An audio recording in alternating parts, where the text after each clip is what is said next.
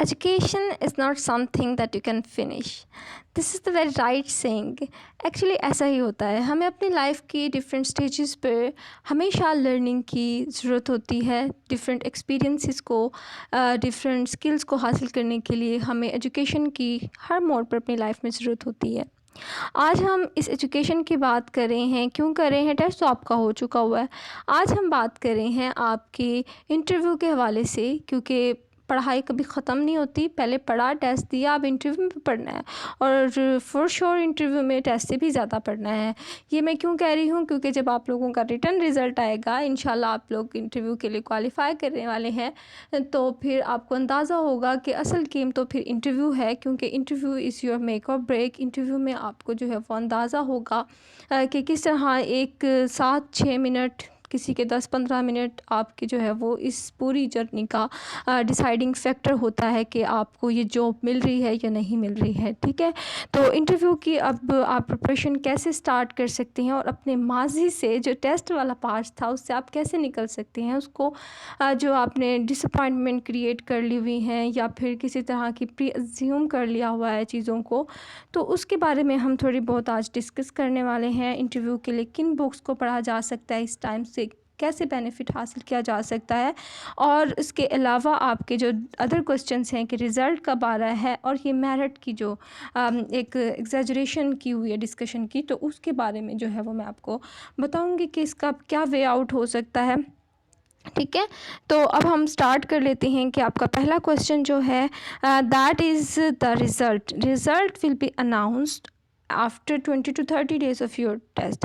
यानी कि आपका 16 अक्टूबर को टेस्ट था, तो आप उसके बाद 3 से 4 वीक के बाद एक्सपेक्ट कीजिएगा कि फिर आपका रिज़ल्ट आ जाएगा। रिटन रिज़ल्ट में आपके पास जो है वो क्वालिफाइड कैंडिडेट की लिस्ट आ जाएगी, जो कि पीपीएससी अनाउंस करता है। उस लिस्ट के अंदर उन कैंडिडेट्स के नाम होंगे जो कि इस सीट्स के लिए, इंटरव्यू के लिए क्वालिफाई करेंगे। मिसाल के तौर पर आप, जैसे हम यहाँ पर एग्जांपल ले लेते हैं कि मेल कैंडिडेट्स की 30 सीट्स थी, तो 30 सीट्स पर एक सीट पर चूँकि 5 लोग जो हैं वो compete करते हैं। ठीक है, इस हिसाब से 30 सीट्स पर compete करने के लिए 30 × 5 वुड बी 130। तो जितनी ये मेल लेक्चरर की सीट्स थी, 30 सीट, इनके लिए पहले 130 कैंडिडेट्स को इंटरव्यू की कॉल आएगी।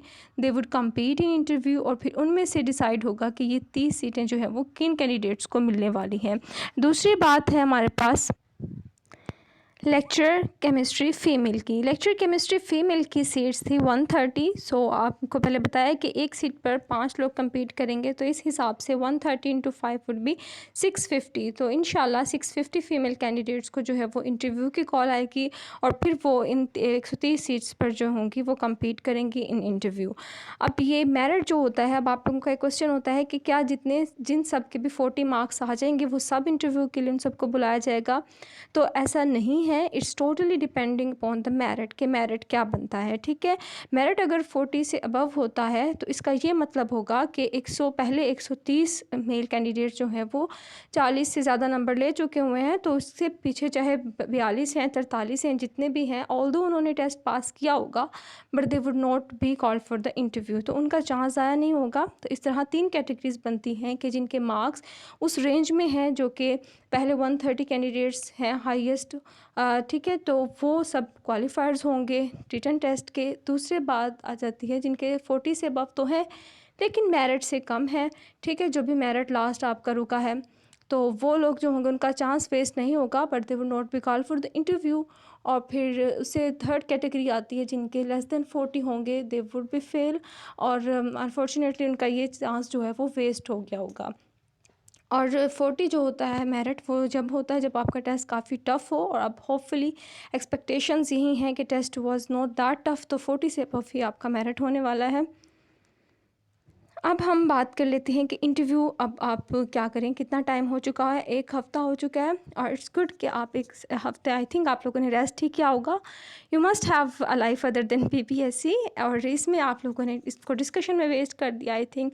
चलें, जो भी है, अब हम आपको बताते हैं कि अब आपने आगे क्या करना है। इंटरव्यू जो होता है ना, जब आपका रिटन रिज़ल्ट आ जाता है उसके 1 से 2 हफ़्ते के बाद पीपीएससी वेबसाइट पर जो है वो आपका स्केजुअल अपडेट हो जाता है, वो स्केजुअल सिटी वाइज होता है, ठीक है। ऐसा भी हो सकता है कि दोनों मेल और फीमेल के जो हैं वो एक ही टाइमिंग में स्टार्ट हो जाएं, लेकिन डिफरेंट लोकेशंस और डिफरेंट पैनल्स के सामने जो होता है उनका इंटरव्यू होता है। तो इस हिसाब से हमें देखना ये होता है कि आपका जो है वो किस सेंटर में बन रहा है, और उसी हिसाब से फिर आपकी डेट्स आती हैं।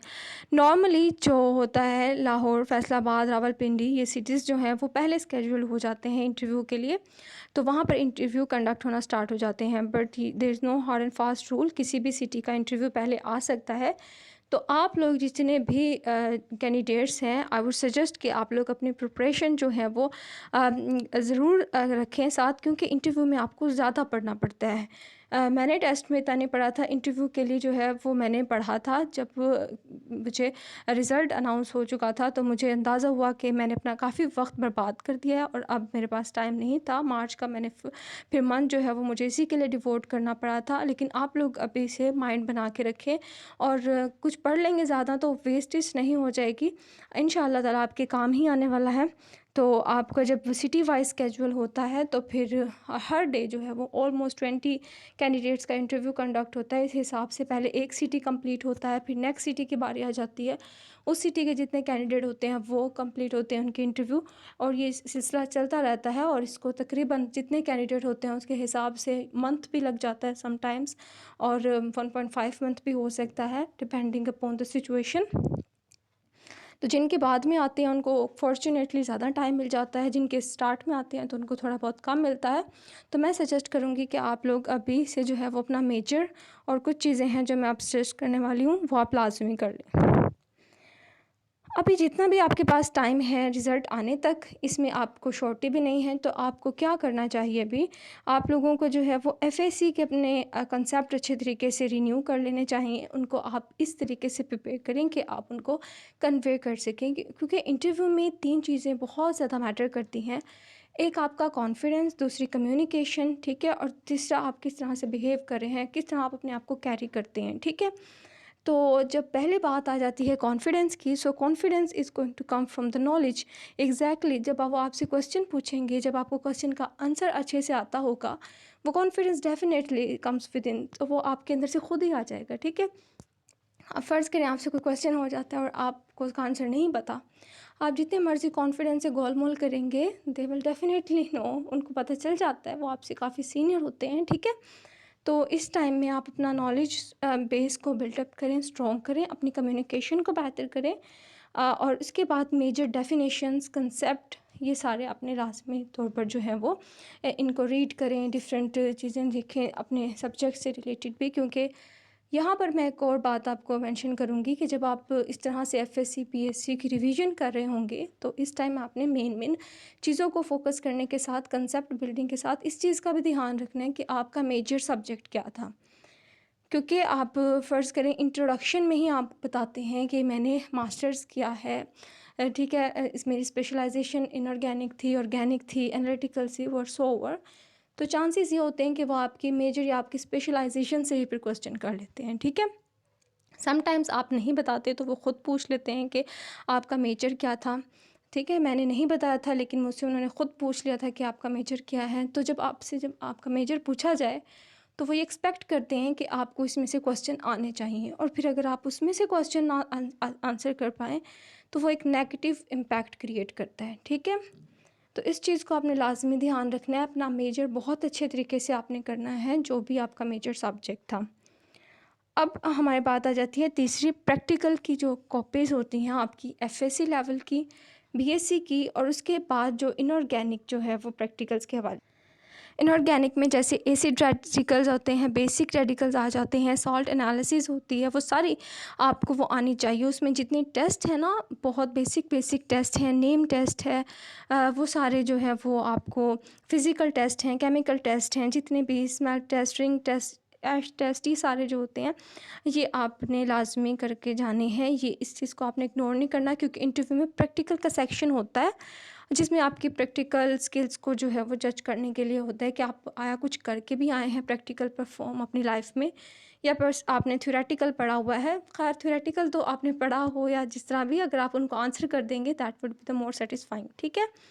यहाँ तक 3 चीज़ें हो गई हैं। अब आपने जो कैंडिडेट्स हैं समझ नहीं आता कि किस तरह के क्वेश्चन कर सकते हैं। इस चीज़ को समझने के लिए एक बुक का मैं लिंक आपके साथ शेयर कर रही हूँ, जो कि पीडीएफ में है, आपको डिस्क्रिप्शन में मिल जाएगी, उसको डाउनलोड करें। वो आपके लिए काफ़ी बेनिफिशियल होगी, स्पेशली बीएस कैंडिडेट के स्टूडेंट्स के लिए भी, जिन्होंने नोट से पढ़ा होता है और बहुत सारी चीज़ें दरमियान से स्किप हो जाती हैं, जिनका उनको आइडिया नहीं होता, जो कि एग्ज़ामिनर की नज़र में या फिर जो सीनियर टीचर्स होते हैं उनकी नज़र में इम्पोर्टेंट होते हैं क्वेश्चंस, और वो आपसे पूछ सकते हैं।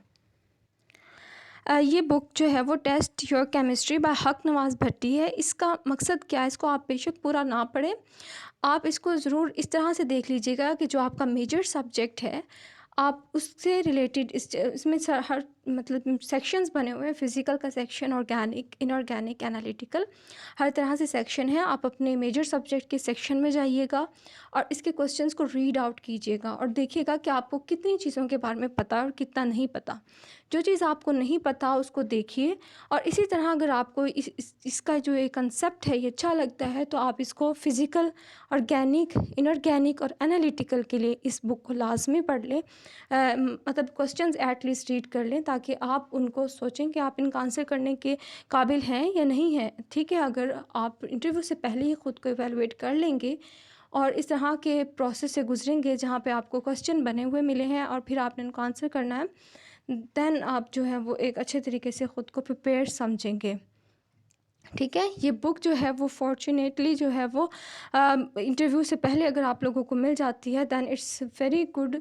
आपको काफ़ी सारे क्वेश्चंस जो हैं वो, ये नहीं है कि इसमें से क्वेश्चन आएंगे, लेकिन इससे आपका माइंड ब्रॉडन हो जाएगा। आपको जब कोई क्वेश्चन पूछा जाता है तो आप बिल्कुल भी, जितने आप क्वेश्चन से गुजरते हैं ना, बेसिकली उससे ये होता है कि आपको उसका आंसर करने की कैपेबिलिटी आपके अंदर ज़्यादा होती रहती है। ठीक है, तो इस बुक को मैं सजेस्ट करूँगी कि आप इसको अपने मेजर के लिए लाजमी देख लें। ठीक है, बाकी वही कंसेप्चुअल कम्युनिकेशन आपकी, किस तरह से आप उस आंसर को डिलीवर करते हैं, तो ये चीज़ें बहुत ज़्यादा मैटर करती हैं। इसके अलावा सॉफ्ट स्किल्स भी होती हैं, आपने अपने आप को कैसे कैरी करना है, वो सारी चीज़ें भी हैं। उसके लिए भी मैं इंशाल्लाह जैसे मुझे टाइम मिलता है मैं आपके लिए वीडियो ज़रूर बनाऊँगी, कि जो टिप्स हो सकती हैं इंटरव्यू को क्वालिफ़ाई करने की और रिकमेंडेशन हासिल करने की। लेकिन अभी इस टाइम को आप कैसे यूटिलाइज़ कर सकती हैं, ये वीडियो ख़ास तौर पर इसी लिए थी और आपके साथ क्वालिटी डाटा शेयर करने के हवाले से थी, क्योंकि मेरा मकसद होता है कि आपको स्मार्ट ट्रिक्स या स्मार्ट स्ट्रेटजीज़ बताए जाएँ, जो कि असल करने वाली चीज़ें हैं। इधर उधर की डिस्कशन से जो है वो आप दूर ही रहें तो ज़्यादा बेहतर है। ठीक है, तो ये आप लोगों के मेजर चीज़ें थी जो मैंने अभी आपको बताई। अगर आप ये करते हैं तो डेफ़िनेटली आपके लिए दोनों सिचुएशंस में बहुत ज़्यादा फ़ायदा होने वाला है। You should have to be mentally prepare for both kind of the situation, because it's life, scripted तो नहीं है ना, कुछ भी हो सकता है। एज़ आई हैड मेंशन, अच्छा मैंने पहले, इससे पहले आपको एक वीडियो में ना बताया था कि जो आप इजी कह रहे हैं तो देयर वुड बी ट्रिकीनेस, ठीक है, पेपर के अंदर। तो ये मैं इसलिए मेंशन कर रही हूँ क्योंकि आप लोगों के जो क्वेश्चंस हैं उस वीडियो के नीचे कमेंट्स में, और उसके अलावा आपने ऑप्शंस की करेक्शन करवाई है, सो दैट्स वेरी गुड। आप ठीक है, तो इसके हवाले से इस तरह से बात की जा सकती है कि नो डाउट जितना मर्ज़ी आप इसको करेक्ट करते रहें, पीपीएससी का जो एग्जैक्ट स्टेटमेंट या ऑप्शंस थे वो डेफ़िनेटली बहुत मुश्किल है कि उसको एग्जैक्टली उसी तरह स्टेट किया जा सके जिन लोगों ने टेस्ट दिया था। क्योंकि मैंने ये टेस्ट नहीं दिया था, मुझे जो स्टूडेंट्स इन्फॉर्मेशन मिली, I have put it together, और उसके बाद आप लोगों की जो मेरिट की कैलकुलेशन है वो कह रहे हैं कि इस वजह से फ्लक्चुएट कर रही है। द वेरी क्विटेस्ट मैसेज जो मुझे रिसीव हुआ ऑन माई इंस्टाग्राम के, मैंने जिस दिन टेस्ट दिया तो मेरे 65 मार्क्स बन रहे थे। After test discussion and cross checking with different videos मेरे मार्क्स कम होते जा रहे हैं। तो देखिए बेटा, ऐसे आप लोग जितना भी पढ़ते रहेंगे ना, मतलब इस चीज़ को, क्वेश्चन स्टेटमेंट्स को, इसी के बारे में सोचते रहेंगे, तो आपको डिसअपॉइंटमेंट ही होगी। आपने अगर 40 से 45 से अबव अच्छे स्कोर कर लिए हैं तो जस्ट सेटिस्फाई, एक उम्मीद रखें। ठीक है, ख़ुद से ही सारी वैल्यूएशन हमेशा नहीं कर लेनी चाहिए, एक उम्मीद हमेशा रखनी चाहिए। कुछ भी हो सकता है, आपके लिए मिरेकल हो सकता है। अगर आप अच्छे स्कोरर हैं, 65, 60, 55 से अबव हैं, तो भी जो है वो कुछ भी हो सकता है। एक मैं आपको यहाँ पर एक स्टोरी सुना देती हूँ जो कि आपका मॉरल जो है वो हाई कर सकती है। अभी जो लास्ट में इंटरव्यूज़ हुए हैं उसमें कैंडिडेट ऐसी थी जिनके इंटरव्यू के मार्क्स हाईएस्ट थे, लेकिन टेस्ट में उन्होंने लास्ट मेरिट को स्कोर किया था, मतलब जहाँ पे मेरिट रुका था 43.5 उनके उतने ही मार्क्स थे। और उसके बाद उनका इंटरव्यू इतना कमाल का हुआ कि उनका मेरिट लिस्ट में नेम आ गया। इसका कहने का मतलब ये है कि बहुत सारे ऐसे लड़कियां थी जिनके टेस्ट में तो बहुत अच्छे मार्क्स थे उनसे, लेकिन इंटरव्यू में बहुत कम करके आई हैं। तो आप लोग जितने भी कैंडिडेट्स हैं, आप इंटरव्यू को भी एक बहुत बड़ा इम्तिहान समझें अपना। दुआ करें कि आप किसी तरह लिस्ट में आ जाएं अभी, ठीक है। बाकी गेम इंटरव्यू की होती है, आपके 100 मार्क्स ज़्यादा होते हैं, टेस्ट के 50 ही काउंट होते हैं। तो हैव होप्स, और स्टॉप कर दें डिस्कशन करना ना। अगर नहीं भूल सक रहे टेस्ट को तो किसी से लड़ाई कर लें तो भूल जाएंगे आप, ठीक है। Just kidding. अच्छा, फिर उसके बाद हम बात कर लेते हैं आपके जो एफपीएससी की वीडियो के कमेंट्स में आपने क्वेश्चन पूछे हुए थे कि एफपीएससी का जो इंग्लिश पोर्शन का वो है वो कहाँ से प्रिपेयर करें। वो आप एग्ज़ामविडा की वेबसाइट से कर सकते हैं। एग्ज़ामविडा की वेबसाइट पे इंग्लिश का जो पोर्शन होता है वो काफ़ी ऑथेंटिक होता है, और वो एग्ज़ाम में रिपीट भी होते हैं एज सच, मतलब स्टेटमेंट वाइज भी रिपीट होते हैं। So that would be very beneficial. ये मैंने पहले भी आपको जो है वो जनरल नॉलेज प्रिपरेशन वीडियो में सारी इस कैटेगरीज़ के बारे में बताया है कि उर्दू की कहाँ से कर सकते हैं, कंप्यूटर की कहाँ से कर सकते हैं। अगर आपके इस तरह के कोई क्वेश्चंस हो तो आप वो वीडियो ज़रूर देख लीजिएगा, ठीक है। उसके बाद बीएड का पोर्शन जो है वो आप डिफरेंट वेबसाइट से कर सकते हैं by just typing the topic जो कि सिलेबस में मेंशन है। और उसके अलावा आप क्वालिफाइड बीएड की बुक होती है, वहाँ से भी इसको देख सकते हैं एमसीक्यूज़ को। तो अब अगेन मैं वही बात करूँगी कि आप जिस भी स्टेज पे हैं अपने मार्क्स के हवाले से, जो भी आपने कैलकुलेशन की है, तो अब आपने क्या करना है, अब उसको भूल जाएं और अपने इंटरव्यू के लिए बहुत पॉजिटिव होप के साथ जो है वो प्रिपरेशन स्टार्ट कर दें। कुछ भी हो सकता है, ठीक है। आप लोग अगर नहीं भी होता, आप you should have to be mentally prepare. नहीं होता तो आप इतने सारे प्रोसेस से गुजर कर आपकी लर्निंग अच्छी होगी, आपको और चीज़ें सीखने का मौका मिलेगा, और ये चीज़ें कहीं ना कहीं और काम आ जाएंगी। आपने मेरी वो जो लेसन वाली स्टोरी होगी वो आपने ज़रूर देखी होगी कम्युनिटी पोस्ट पे। उसमें मैंने यही था कि अगर आप लोग टेस्ट दे आते हैं ना, तो उसको इतना ज़्यादा डिस्कस ना करें, इससे सारी उम्मीद ही ख़त्म हो जाए और फिर आप डिसहार्ट हो जाएं। जो हो गया सो हो गया, लेट इट गो। अच्छा जी, मेरी तरफ से आप सबके टेस्ट और इंटरव्यू के लिए बहुत सारे गुड विशेस हैं। और अगर आपको जो भी क्वेश्चंस हों आप कमेंट कर दीजिएगा। As I will get some time I will make video और answer your comments over there. Thanks for watching this video and subscribe my channel if you are new to this. Allah Hafiz.